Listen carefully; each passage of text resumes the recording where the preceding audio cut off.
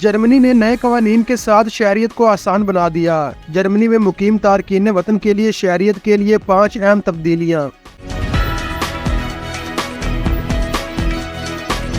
جرمنی اپنی امیگریشن اور شہریت کے قوانین میں اہم تبدیلیاں متعارف کرا رہا ہے، جس سے غیر یورپی یونین کے شہریوں کے لیے جرمن شہری بننا بہت آسان ہو گیا۔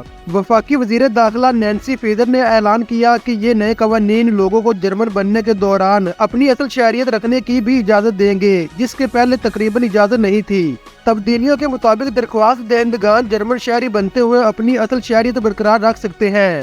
شہریت کے لیے درخواست دینے سے پہلے رہائش کے لیے درکار مدت کو 8 سال سے کم کر کے 5 سال کر دیا گیا۔ وہ لوگ جنہوں نے انضمام کی شاندار کامیابیوں کا مظاہرہ کیا ہے، وہ اب صرف 3 سال کے بعد نیچرلائزیشن کے لیے اہل ہو سکتے ہیں۔ غیر ملکی والدین کے ہاں جرمنی میں پیدا ہونے والے بچوں کو خود بخود جرمن شہریت مل جائے گی۔ درخواست دہندگان کو اب بھی معاشی طور پر اپنی مدد کرنے کی صلاحیت کو ثابت کرنا ہوگا، اگرچہ مہمان کار کو نسل مستثنیٰ ہے۔